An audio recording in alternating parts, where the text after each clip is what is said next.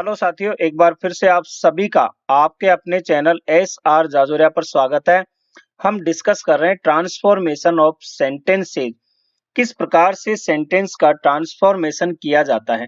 Transformation क्या होता है, इसका मतलब है कि सेंटेंस का जो पैटर्न है वो चेंज होता है, उसका मीनिंग में कोई चेंज नहीं होता। मतलब उसकी स्ट्रक्चर बदलती है और उसका मीनिंग जो है वैसे की वैसे रहता है। तो आज हम डिस्कस करेंगे रिमूवल ऑफ टू, यानी सेंटेंस से टू को किस प्रकार से हम हटाएं कि सेंटेंस का मीनिंग वैसे की वैसे रहे और हमारा नया सेंटेंस भी बन जाए। तो इसको मैं विथ रूल और कॉन्सेप्ट के साथ आपको समझाऊंगा। वीडियो को आप पूरा देखें और आखिरी तक देखें। इसमें मैं आपको 7 टाइप यानी 7 टाइप समझाऊंगा। पूरा कॉन्सेप्ट आपका क्लियर हो जाएगा। पहला, सबसे पहले type 1, she is too weak to run. देखिए, इससे पहले आप एक चीज समझ लीजिए, सामान्यतः हम टू का यूज करते हैं अत्यधिक यानी आवश्यकता से अधिक इस सेंस में, लेकिन टू के साथ टू प्लस वर्ब की फर्स्ट फॉर्म यानी इन्फिनेटिव का यूज हो तो ये जो है नेगेटिव सेंस में यूज किया जाता है। समझ गए? तो अब यहाँ पे देखिए, she is too weak to run, इसका मतलब है कि वह इतनी कमजोर है कि दौड़ नहीं सकती। तो सी इज टू वीक यानी वह इतनी कमजोर है, और यहाँ नेगेटिव सेंस आता है तो she is too weak to run कि वह दौड़ नहीं सकती। अब हम इसका ट्रांसफॉर्मेशन करेंगे और हमें टू को हटाना है, यानी इसको हटाना है टी डबल ओ को। देखिए, यहाँ पे मैंने पूरा जो लिख दिया स्टेप बाय स्टेप, आपको क्या करना है आप इसे देख ले, मैं यहाँ बोलता जा रहा हूं। सबसे पहले आप सब्जेक्ट लिख दोगे ऐसे कैसे, इसके बाद वर्ब लगा दोगे और आप यहाँ टू को हटा करके इसकी जगह लिखोगे सो। इसके बाद जो भी यहाँ एडजेक्टिव या एडवर्ब है उसको वैसे के वैसे लिख दोगे और फिर आप दैट का यूज करोगे। दैट का यूज करने के बाद फिर आप यहाँ सब्जेक्ट यूज करोगे, और हो सकता है यहाँ कोई नाउन हो, किसी का नाम हो, तो आप उसे यहाँ प्रोनाउन में यानी उसके अकॉर्डिंग आपको चेंज करना है, यानी प्रोनाउन यहाँ आपको लिखना है। इसके बाद आपको कैन नॉट का यूज करना है, और यदि ये सेंटेंस पास्ट में है तो आप यहाँ कुड नॉट का यूज करें। इसके बाद आप टू हटा दोगे और जो वर्ब है उसको वैसे की वैसे लिख दोगे। तो इस तरह से आपका ये पैटर्न हो गया, सी is so weak that she cannot run। तो इसका और इसका मीनिंग दोनों का एक ही है, वह इतनी कमजोर है कि दौड़ नहीं सकती। अब दूसरा एग्जांपल लीजिए, he was too weak to run, वह इतना कमजोर था कि दौड़ नहीं सका। देखिए, ये और ये सेंटेंस दोनों एक जैसे, मैंने केवल इसको पास्ट में लिया है। यहाँ वाज आया है, वह इतना कमजोर था, यहाँ पे इतना हो जाएगा क्योंकि लड़के के लिए हम यूज कर रहे हैं, तो इतने ना होके आप इसको इतना पढ़े कि वह इतना कमजोर है कि दौड़ नहीं सका। तो अब आप इसको चेंज कीजिए, बाकी तो सब एज इट इज रहेगा। यहाँ पे कैन नॉट की जगह कुड नॉट आ जाएगा, क्योंकि ये पास्ट में है इसलिए हम यहाँ कुड नॉट का यूज करेंगे। बस यही समझाना था, इसलिए मैंने ये पास्ट का सेंटेंस लिया है इसमें। तो पहला जो है टाइप 1 आपको समझ में आ गया होगा, बहुत इजी कॉन्सेप्ट है। क्लियर है? इसमें मैंने एक चीज और लिखी है, सेंटेंस को कंप्लीट करने के लिए कई बार हम इट, वन, सेल्फ वगैरह इनका भी यूज करते हैं। Next type 2। टाइप 2 क्या है? The wall is too high to climb it up. दीवार इतनी ऊंची है कि ऊपर नहीं चढ़ सकते हैं, कि ऊपर नहीं चढ़ा जा सकता है, ये भी हो सकता है। तो the wall is too high to climb it up, too और टू का यूज हुआ है, नेगेटिव सेंस में जा रहा है। ठीक है, अभी जो हमने देखा था टाइप 1 वैसे ही टाइप 2 है। तो डिफरेंस क्या है? देखिए, यहाँ पे क्या होता है कि सब्जेक्ट क्लियर नहीं है, अतः हम सब्जेक्ट के रूप में वन का यूज करते हैं। बस यही अंतर है टाइप 1 और टाइप 2 में। देखिए, आप वैसे के वैसे लिख दोगे, दी वॉल इज, ये हटा दोगे, आप यहाँ वैसे सो लिख दोगे, फिर हाई, है ना, और दैट वैसे के वैसे आ जाएगा। लेकिन यहाँ जो सब्जेक्ट है, क्योंकि यहाँ क्लियर नहीं है, इसलिए यहाँ सब्जेक्ट की जगह पे हम किसका यूज करेंगे? वन का यूज करेंगे। तो one can not climb it up, बस इतना ही है। अब यहाँ देखिए दीवार इतनी ऊंची है कि ऊपर नहीं चढ़ सकते, इसका मतलब यही है the wall is so high that one can not climb it up. तो यहाँ केवल पैटर्न चेंज होता है, स्ट्रक्चर चेंज होती है, सेंटेंस के मीनिंग में कोई बदलाव नहीं होता, इसे हम ट्रांसफॉर्मेशन कहते हैं। नेक्स्ट आ जाओ, the cup is too hot to touch. Cup इतना गर्म है कि स्पर्श नहीं किया जा सकता है, यानी उसे टच नहीं किया जा सकता है। तो सब्जेक्ट यहाँ क्लियर नहीं है, तो the cup is so hot that one can not touch it. मैंने अभी पैटर्न 1 में कहा था कि कई बार हमें इट या वन सेल्फ वगैरह का यूज करना पड़ता है सेंटेंस को कंप्लीट करने के लिए। तो देखिए जैसे हमने यहाँ इट का किया, तो the cup is so hot यानी कप इतना गर्म है, that one can not touch it यानी कोई इसे छू नहीं सका, मतलब सकता है, इस सेंस में किया गया है। Next type 3। टाइप 3 में क्या है, सी इज टू लेजी। और मैंने कहा कि टू का जो एक मीनिंग होता है आवश्यकता से अधिक, जब सामान्य रूप से हम यूज करते हैं, ये वही है, वह बहुत आलसी है या वह आवश्यकता से अधिक आलसी है यानी लेजी है। इसका पैटर्न यहाँ पे लिखा हुआ है, आप देख ले, मैं यहाँ इधर एक्सप्लेन कर देता हूं। देखिए आप सबसे पहले सब्जेक्ट लिखोगे, फिर वर्ब लिख दोगे, ठीक है। इसके बाद आप टू हटा दोगे, यहाँ से हटाने के बाद ये जो आपका एडजेक्टिव एडवर्ब है, लेजी एडजेक्टिव है, तो इसको आप कंपेरेटिव डिग्री में लिखोगे, तो लेजी का होगा लेजियर। इसके बाद कंपेरेटिव के बाद हमें पता है देन का यूज करना पड़ता है, क्लियर है। अब इसके बाद आपके पास दो चॉइस है, या तो आप सब्जेक्ट के अकॉर्डिंग यहाँ सब्जेक्ट लिख के सी लिख दिया, फिर शुड बी का यूज कर सकते हो, या आप इट इज प्रॉपर का यूज कर सकते हो डायरेक्ट, यानी दोनों ही आप किसी प्रकार से यूज कर सकते हो। तो इस प्रकार से आप दोनों तरीके से इसको आप चेंज कर सकते हो, यानी चेंज नहीं, एक तरह से हम कहेंगे ट्रांसफॉर्मेशन कर सकते हो। तो यहाँ पे देखिए आपको कंपेरेटिव में बदलना है। अगर आपको यहाँ कुछ नहीं समझ में आ रहा है, तो यदि सेंटेंस प्रेजेंट में है तो आप इट इज प्रॉपर का यूज कर दें आंख बंद करके, और यदि पास्ट में है तो यहाँ लिखा भी है मैंने इट वाज प्रॉपर का आप यूज कर दे। चाहे तो आप इस तरह भी लिख सकते हैं, अगर नहीं है तो आप ऐसे भी लिख सकते हैं, कोई दिक्कत नहीं।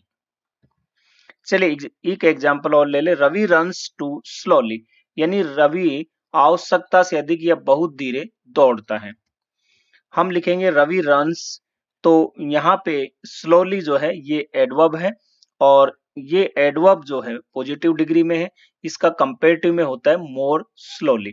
तो मोर स्लोली, इसके बाद देन इट इज प्रॉपर का आप यूज कर ले, है ना। तो या फिर आप यहाँ जो सब्जेक्ट रवि है इसके अकॉर्डिंग आप ही का यूज करोगे, फिर आप शुड बी का यूज भी कर सकते हैं, दोनों में से किसी भी तरह से आप इसको बना सकते हैं, क्लियर। Next type 4। टाइप 4 क्या है, जैसे I am too weak for ये रेसलर।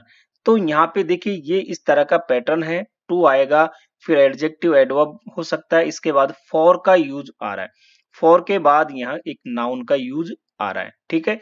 इस तरह का जब कोई पैटर्न हो, मैं इतना कमजोर हूं कि पहलवान नहीं बन सकता, तो इस तरह का जब पैटर्न हो तो आप कैसे चेंज करोगे। यहाँ पे लिखा हुआ है पूरा, एक के बाद एक समझ लेते हैं। तो आई एम ऐसे कैसे लिख दोगे, टू हटाओगे और यहाँ सो का यूज कर दोगे। इसके बाद जो भी एडजेक्टिव एडवर्ब है, तो वीक यहाँ पे एडवर्ब एडजेक्टिव है, इसका यूज कर दोगे, फिर आप दैट का यूज करोगे, ठीक है। दैट का यूज करने के बाद आप सब्जेक्ट यानी सब्जेक्ट आई है आप लिख दोगे। इसके बाद यदि ये प्रेजेंट में है तो कैन नॉट, और पास्ट में है तो कुड नॉट। तो प्रेजेंट में है आप कैन नॉट का यूज करोगे और उसके साथ बी लगा दोगे, बी लगा करके आप फॉर हटा दोगे, और इसके बाद ऐसे कैसे आप जो ये नाउन है इसमें यहाँ ए एन का यूज हुआ है वो लगा करके नाउन लिख दोगे, तो बी ए रेसलर। तो I am so weak that I can not be a wrestler, यानी मैं इतना कमजोर हूं कि मैं पहलवान या मैं कुश्तीबाज नहीं बन सकता। तो दोनों का सेंस एक ही है, केवल इनकी पैटर्न जो है इसमें बदलाव हुआ है, यानी स्ट्रक्चर यहाँ चेंज हुई है। एक और एग्जांपल लें, he was too dull for a sportsman, यानी वह इतना सुस्त था कि वह खिलाड़ी नहीं बन सका। पास्ट में लिया है हमने, ये वाज लिखा है तो he was so dull that he could not, है ना, कुड नॉट का यूज करोगे, पास्ट में है be a sportsman. Clear. Next type number 5। Type number 5 है the tea is too hot for me. तो यहाँ पे देखिए आप इस तरह से सेंटेंस होगा टू, इसके बाद जो भी एडजेक्टिव एडवर्ब, फिर फॉर, इसके बाद यहाँ जो है ये आपका प्रोनाउन होगा, वो भी ऑब्जेक्टिव केस में। ठीक है, प्रोनाउन कैसे होगा, ऑब्जेक्टिव केस में। तो चाय इतनी गर्म है कि मैं इसे नहीं ले सकता या पी सकता, इस सेंस में इसका यूज किया गया है। अब यहाँ पे देखिए कुछ ऐसे वर्ड है जिनका हमें यूज करना होता है, अभी आप देखोगे आप समझ जाओगे कैसे। जैसे द टी इज, तो आप सो यानी टू हटा करके सो हॉट दैट का यूज तो कर ही लोगे, जैसे सामान्य सेंटेंस में करते हैं वैसे। ठीक है, इसके बाद आप यहाँ जो मी है इसका आप यहाँ पॉजिटिव वो लोगे आप सब्जेक्टिव केस, तो आई, इसके बाद कैन नॉट।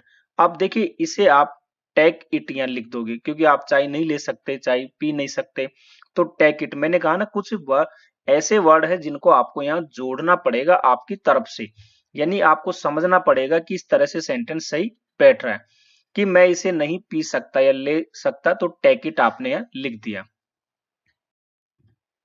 ऐसे ही देखो the work is too large for me, यानी काम इतना बड़ा है कि मैं इसे संभाल नहीं सकता। आप जैसे सेंटेंस है the work is too large, यानी काम बहुत ज्यादा है, तो आपका यही हुआ कि आप उसे हैंडल नहीं कर पा रहे, आप उसे संभाल नहीं पा रहे, तो आप क्या लिखोगे, the work is so large that I can not handle it, यहाँ लिखा भी है आई कैन नॉट हैंडल इट, यानी मैं उसे संभाल नहीं सकता। इसी तरह चलिए एक और एग्जांपल ले ले, the water is too hot for us, यानी ठीक है water is too hot for us, यहाँ पे अस का यूज हुआ है। तो आप देखिए पानी इतना गर्म है कि हम सहन नहीं कर सकते, तो the water is so hot that we, us है तो वी आएगा इसका objective subjective case, can not bear it. तो ऐसे इन वर्डों का, इन शब्दों का यूज करना है आपको सेंटेंस में, जैसे आपका सेंटेंस कह रहा है उसके अकॉर्डिंग। जैसे हो सकता है कि आप कहो कि ये प्रश्न इतना कठिन है कि मैं इसे सॉल्व नहीं कर सकता, तो this equation is too hard, या जो भी आप यूज करो फॉर मी, तो I can not solve it, इस तरह से जो आप यूज करोगे वर्ड, यानी सेंटेंस के अकॉर्डिंग आपको यूज करना है। या कुछ ऐसी बात है कि मैं उसको एक्सप्रेस नहीं कर सकता, तो आप लिखोगे आई कैन नॉट एक्सप्रेस इट। इस तरह से आपको यहाँ मैनेज करना है, ये आप ज्यादा से ज्यादा प्रैक्टिस करोगे तो ज्यादा से ज्यादा आपके समझ में आएगा। नेक्स्ट टाइप नंबर 6 क्या है, Ravi is too active not to work, यहाँ पे टू के बाद नॉट और टू, फिर वर्ब की फर्स्ट फॉर्म, इस तरह का पैटर्न है, यानी कि यहाँ नॉट भी आया है।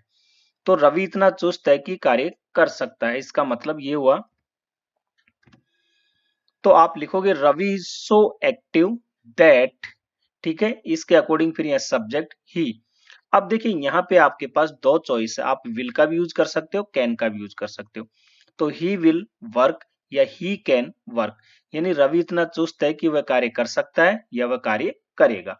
तो आप यहाँ विल या कैन दोनों में से किसी का भी यूज कर सकते हो, आपको इस तरह से चेंज करना है। She is too generous not to help the poor, वह इतना उदार है कि गरीबों की मदद कर सकता है, ठीक है ना। तो आप कैसे चेंज करोगे, he is so generous that he can help the poor, या he will help the poor, इस तरह से आप इनको चेंज करना है। लास्ट है pattern number 7, it is too much for him. जब टू के साथ मच का यूज आए और फॉर आए, तब आप इसको कैसे चेंज करोगे। तो यहाँ पे देखिए आपको इट इज और टू हटा के सो लिखना है, इसके बाद आपको बैड या शॉकिंग दोनों में से किसी का यूज करना है। दैट फिर आप लगाओगे, यहाँ जो आपका ये ऑब्जेक्ट था इसका आप पॉजिटिव सब्जेक्टिव केस लिख दोगे ही, और फिर कैन नॉट का यूज करोगे और फिर बियर इट आप इसके बाद में लगा दोगे। इस तरह से आपको यहाँ चेंज करना है जब टू के साथ मच और फॉर दिया हुआ हो। क्लियर है? तो ये 7 टाइप थे, मैंने आपको पूरा समझा दिया। अब आपको कहीं दिक्कत नहीं होनी चाहिए। वीडियो यदि पसंद आया हो तो लाइक और शेयर इसे जरूर करें। यदि आप चैनल पे नए हैं तो इसे सब्सक्राइब करें और हंसते रहिए, मुस्कुराते रहिए, देखते रहिए आपका अपना चैनल SR जाजोरिया। धन्यवाद।